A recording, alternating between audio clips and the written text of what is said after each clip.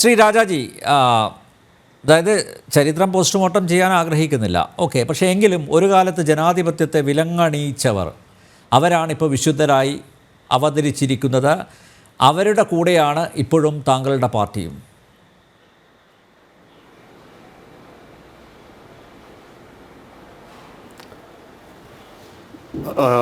ചരിത്രം ഒരിക്കലും നിശ്ചലമായിട്ട് നിൽക്കുകയല്ലോ. ചരിത്രം മുന്നോട്ട് പോവുകയാണ്. നമ്മുടെ രാജ്യത്ത് അടിയന്തരാവസ്ഥയ്ക്ക് ശേഷം ഉണ്ടായിട്ടുള്ള വലിയ രാഷ്ട്രീയ മാറ്റങ്ങളുണ്ട്. കോൺഗ്രസ് ഇന്ന് നമ്മുടെ രാജ്യത്തിൻ്റെ ജനാധിപത്യം സംരക്ഷിക്കുന്നതിന് വേണ്ടി പ്രവർത്തിക്കുന്ന രാഷ്ട്രീയ പാർട്ടികളിൽ പ്രധാനപ്പെട്ട ഒരു പാർട്ടിയാണ്. BJP-യെ പോലെയുള്ള ഒരു ഫാസിസ്റ്റ് സംഘടനാ സംവിധാനത്തെ ചെറുക്കണമെങ്കിൽ അത് കേവലം സംഘടനാ സംവിധാനം മാത്രമല്ല, നമ്മുടെ രാജ്യത്തെ കോർപ്പറേറ്റ് മുതലാളിത്തവുമായിട്ട് കൈകോർത്ത് പിടിച്ചിരിക്കുന്ന ഒരു ചങ്ങാത്ത മുതലാളിത്ത സംവിധാനമാണ്. അത് ഭരണഘടനാ വിരുദ്ധമായിട്ടുള്ള, ഭരണഘടനാ ബാഹ്യമായിട്ടുള്ള സംവിധാനങ്ങൾ ഉപയോഗിച്ചാണ് പണസമാഹരണം നടത്തിക്കൊണ്ടിരിക്കുന്നത്. ഒരുപക്ഷെ ലോകത്തിലെ മറ്റൊരു രാഷ്ട്രീയ പാർട്ടിക്ക് ആർജിക്കാൻ കഴിയാത്ത തരത്തിൽ ഭരണ സംവിധാനങ്ങളെ ദുരുപയോഗം ചെയ്ത് വൻതോതിൽ പണം സമാഹരിക്കുകയാണ് ചെയ്തത് തെരഞ്ഞെടുപ്പ് ബോണ്ടുകൾ വഴി. അത്തരം ഒരു പാർട്ടിയെ ചെറുക്കണമെങ്കിൽ, അവർ മുന്നോട്ട് വെക്കുന്ന ഒരു വർഗീയ അജണ്ടയെ ചെറുക്കണമെങ്കിൽ, അവർ നമ്മുടെ രാജ്യത്തെ ജനങ്ങളെ ജാതിയുടെയും മതത്തിൻ്റെയും ഭാഷയുടെയും ജീവിത രീതിയുടെയും ഭക്ഷണത്തിൻ്റെ അടക്കമുള്ള രീതിയിൽ ജനങ്ങളെ ഭിന്നിപ്പിക്കാൻ ശ്രമിക്കുമ്പോൾ അതിനെതിരെ ജനാധിപത്യ ശക്തികളുടെ വിപുലമായിട്ടുള്ള ഐക്യം രാജ്യത്ത് വളർന്നു വരണം എന്നാണ് കമ്മ്യൂണിസ്റ്റ് പാർട്ടി കരുതുന്നത്. അതുകൊണ്ട് തന്നെയാണ് കമ്മ്യൂണിസ്റ്റ് പാർട്ടി വർഷങ്ങൾക്ക് മുൻപ് തന്നെ കമ്മ്യൂണിസ്റ്റ് പാർട്ടിയുടെ പുതുച്ചേരിയിൽ നടന്ന കോൺഗ്രസിൽ തന്നെ, അത് BJP 2014 അധികാരത്തിൽ വന്ന് തൊട്ട് പിന്നാലെയാണ് കമ്മ്യൂണിസ്റ്റ് പാർട്ടിയുടെ പുതുച്ചേരി കോൺഗ്രസ് ചേർന്നത്. അന്ന് ഞങ്ങളൊരു ഓപ്പണായിട്ടുള്ള ഒരു ആഹ്വാനം നടത്തി. രാജ്യത്തെ എല്ലാ രാഷ്ട്രീയ പാർട്ടികളും BJP ഇതര രാഷ്ട്രീയ പാർട്ടികളും ചേർന്നിട്ടുള്ള വിശാലമായിട്ടുള്ള ഒരു സഖ്യം നമ്മുടെ രാജ്യത്ത് വളർന്നു വരണം.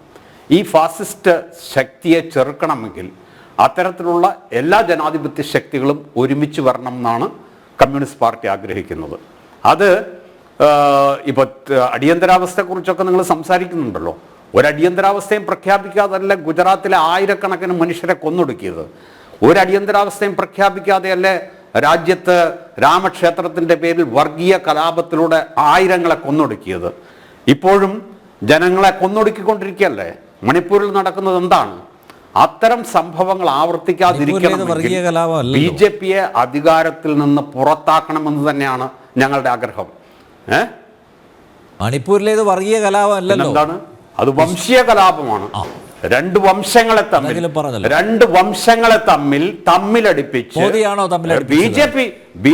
RSSന്റെ സർസംഘ് ചാലക് ഇത് പറഞ്ഞു കഴിഞ്ഞില്ലേ? സർസംഘ് ചാലക് പറഞ്ഞു കഴിഞ്ഞില്ലേ? അദ്ദേഹം പറഞ്ഞില്ലേ അഹങ്കാരമാണ് നരേന്ദ്രമോദിക്കെന്ന് എന്ന് പറഞ്ഞില്ലേ? BJP-യുടെ നേതാക്കന്മാർ പറയുന്നില്ല, RSSന്റെ നേതാക്കൾ ആവർത്തിച്ച് പറയുന്നില്ലേ? അപ്പോ അത്തരമൊരു ഭരണ സംവിധാനത്തെ ചെറുക്കുന്നതിന് വേണ്ടി ഇന്ത്യയിലെ എല്ലാ മതനിരപേക്ഷ ജനാധിപത്യ ശക്തികളും ഒരുമിച്ച് ഒരു വേദിയിൽ അണിനിരക്കണമെന്നാണ് ഞങ്ങൾ ആഗ്രഹിക്കുന്നത്. അതുകൊണ്ട് തന്നെയാണ് അത്തരമൊരു മുന്നണിയിൽ നിൽക്കുന്നത്. തീർച്ചയായും അത്തരമൊരു മുന്നണിക്ക് അധികാരത്തിൽ വരാൻ കഴിയുകയാണെങ്കിൽ അവർ നടപ്പാക്കുന്ന പദ്ധതികളെക്കുറിച്ച്, അത് ഏത് പരിപാടിയുടെ അടിസ്ഥാനത്തിലായിരിക്കും എന്നുള്ളതിനെക്കുറിച്ച് വിശദമായിട്ട് ചർച്ച ചെയ്യേണ്ടി വരും. പക്ഷേ ഇന്ന് ഈ ഫാസിസ്റ്റ് വിപത്തിനെതിരായിട്ട് നമ്മുടെ രാജ്യത്ത് വിപുലമായിട്ടുള്ള വിശാലമായിട്ടുള്ള ഐക്യമുണ്ടാകണം. ഈ ഭരണ സംവിധാനമാണ് നമ്മുടെ കർഷകരുടെ എല്ലാ അവകാശങ്ങളും. നമ്മുടെ രാജ്യത്തിൻ്റെ ചരിത്രത്തിൽ കർഷകരുടെ ഇത്ര വലിയ രോഷപ്രകടനങ്ങൾ ഉണ്ടായിട്ടില്ല. ഇത്രയധികം കർഷകരെ കൊലയ്ക്ക് കൊടുത്ത വേറൊരു ഭരണകൂടവും ഉണ്ടായിട്ടില്ല. നമ്മുടെ നാട്ടിലെ തൊഴിലാളികൾ ഒരു നൂറ്റാണ്ടിലധികമായി സമരം ചെയ്ത് നേടിയെടുത്ത അവരുടെ എല്ലാ അവകാശങ്ങളെയും ഹനിക്കുന്ന കേരളത്തിൽ സർക്കാരിന്റെ കാലത്തും രണ്ടാം പിണറായി സർക്കാരിന്റെ കാലത്തും എത്രയെത്ര കേരളത്തിലെ കാര്യമല്ലല്ലോ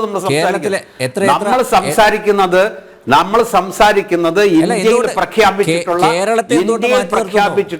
അടിയന്തരാവസ്ഥയുടെ പശ്ചാത്തലത്തിൽ കേരളത്തിൽ എത്ര പേർ ആത്മഹത്യ ചെയ്തു നിങ്ങൾ പറയൂ. 750-ലധികം ആൾക്കാരാണ് കർഷക സമരത്തോടനുബന്ധിച്ച് നമ്മുടെ രാജ്യ തലസ്ഥാനത്തിന്റെ അതിർത്തികളിൽ തടയപ്പെടുകയും അവിടെ മരിച്ചു പോവുകയും ചെയ്തത്. ഇന്ത്യയിലെ കർഷകന് ഇന്ത്യയുടെ തലസ്ഥാന നഗരത്തിലേക്ക് പ്രവേശിക്കാൻ കഴിയില്ലാത്ത സ്ഥിതിവിശേഷം ആരാണ് അതിന്റെ പിന്നിൽ, കർഷക സമരത്തിന്റെ പിന്നിൽ എന്നൊക്കെ നമുക്ക് വ്യക്തമായിട്ട് അറിയാം. അതിന്റെ സൂചനകളൊക്കെ ലഭിച്ചിട്ടും ഉണ്ട്. നിങ്ങൾ പറയും ഖലിസ്ഥാനികളാണെന്ന്, നിങ്ങൾ BJP പറഞ്ഞിട്ടുള്ളത് ഖലിസ്ഥാൻവാദികളാണെന്നാണ്. ഇപ്പൊ അവരെ തടഞ്ഞിരിക്കുകയല്ലേ, ശംഭു ബോർഡറിൽ തടഞ്ഞിരിക്കുകയല്ലേ. അവർക്ക് ഹരിയാനയിൽ പോലും കടന്നു വരാൻ കഴിയാത്ത അവസരമല്ലേ സൃഷ്ടിച്ചിരിക്കുന്നത്. കർഷകര് പോലും ഖലിസ്ഥാൻവാദികളിൽ നിന്നാണ് പണം പറ്റിയിരിക്കുന്നത്. ആ തെളിവ് പോലും ED കോടതിയിൽ കൊടുത്തിട്ടുണ്ട്. അങ്ങനെ ഒരു വലിയൊരു തീവ്രവാദിയാണ് നിങ്ങൾ ഏറ്റവും വലിയ വിശുദ്ധനായി ചിത്രീകരിക്കുന്നത്. അല്ല, യെസ്, ED അത് തെളിയിക്കട്ടെ, ED അത് തെളിയിക്കട്ടെ. ആരും ED അത് തെളിയിക്കണ്ട എന്ന് പറഞ്ഞില്ലല്ലോ. ED അത് തെളിയിക്കുന്നതിന് ഞങ്ങൾ ആരും എതിരല്ല. അത് തെളിയിക്കാൻ അവർക്ക് ബാധ്യതയുണ്ടെങ്കിൽ അവർ തെളിയിക്കട്ടെ. പക്ഷേ ഒരു തെരഞ്ഞെടുക്കപ്പെട്ട ഒരു മുഖ്യമന്ത്രിയെ വിചാരണ കൂടാതെ ജയിലിൽ അടച്ചിരിക്കുന്നതാണ് പ്രശ്നം. അദ്ദേഹത്തെ നിങ്ങൾ വിചാരണ ചെയ്യൂ. ജയിലിൽ അടയ്ക്കേണ്ട കാര്യമില്ലല്ലോ. ജയിലിൽ അടയ്ക്കാതെയും വിചാരണ നടത്താൻ കഴിയുമല്ലോ. എന്തുകൊണ്ടാണ് മനുഷ്യാവകാശ പ്രവർത്തകരെ ജയിലിലടയ്ക്കുന്നത്? ഡസൻ കണക്കിന് മനുഷ്യാവകാശ പ്രവർത്തകരെ അല്ല ജയിലിലടച്ചിരിക്കുന്നത്. അല്ല, കേരളത്തിൽ എന്തുകൊണ്ടാണ് നമ്മുടെ മാധ്യമങ്ങൾക്ക് നേരെ അവരുടെ പ്രവർത്തനത്തെ തടസ്സപ്പെടുത്തുന്നത്? 2 ചെറുപ്പക്കാരെ ജയിലിൽ അടച്ചിരുന്നു. ചില മാവോയിസ്റ്റുകളെ ഒരു വിചാരണയില്ലാതെ വെടിവെച്ച് കൊല്ലുകയും ചെയ്തിരുന്നു.